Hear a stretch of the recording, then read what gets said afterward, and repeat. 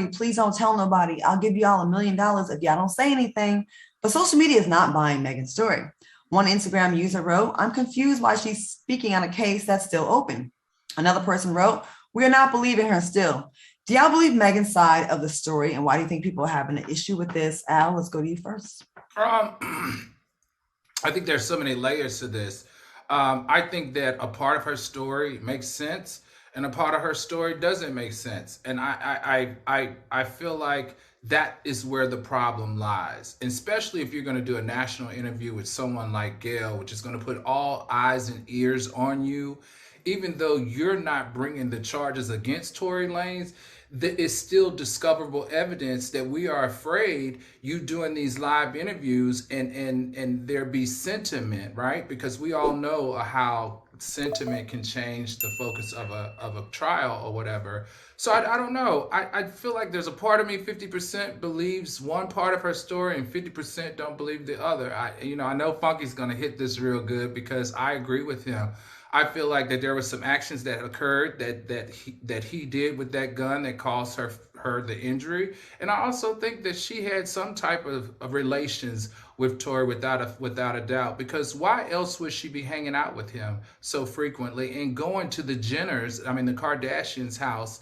Is like, you don't just take Tory Lanez to the Kardashians' house unless you got something going on with him.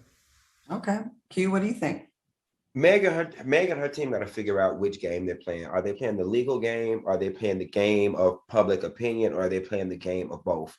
I think in the game of the legal game, I think they got that in the bag, right? I mean, the reports are the reports, the Emmy reports say the bullet fragments was in the lady's foot, the hot gun. The police, the judge, the jury, the court, they're going to figure that part out, okay? That's signed, sealed, and delivered. What's throwing me, though, is that if you were going to delve into the game of public opinion and the court of public opinion, then Meg should have been better trained, better coerced, better whatever. Because when Gayle King asked that girl, however she worded it, did you sleep with Tory? Did you have sex with Tory? Did you have a romantic relationship with Tory? Meg Thee Stallion flat out lied, all right? It don't take an FBI agent trained in body language to see Meg Thee Stallion flat out lied.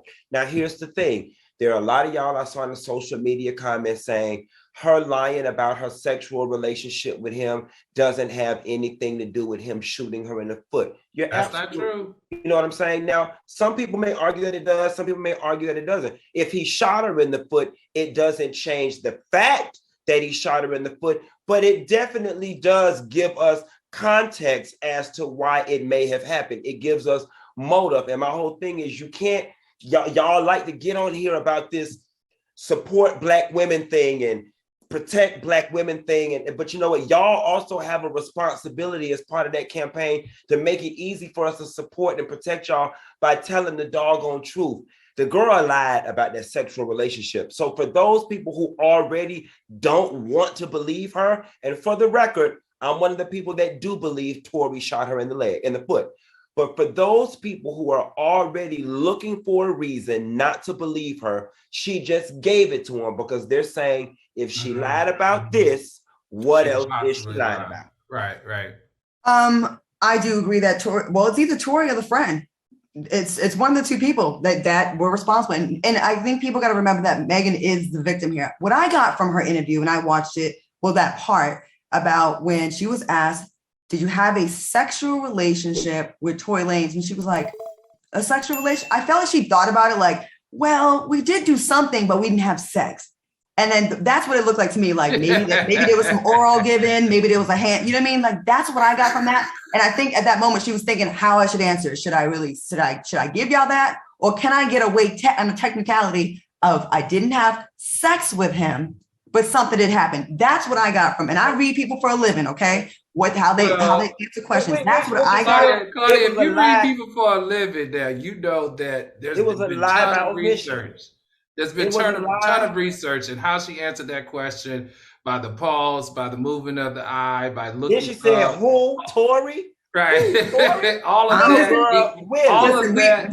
We've all done this before. All of that is in that column that says lying. And also she probably was like, listen, I'm just telling you how another fellow woman might be thinking about it. That's all. I'm offering what my opinion is on this. And I just feel like there was something there, but she was not trying to admit to, who would want to admit to having sex with Tory Lanez? Here is the thing, in my opinion, that makes her look bad from an integrity perspective, right?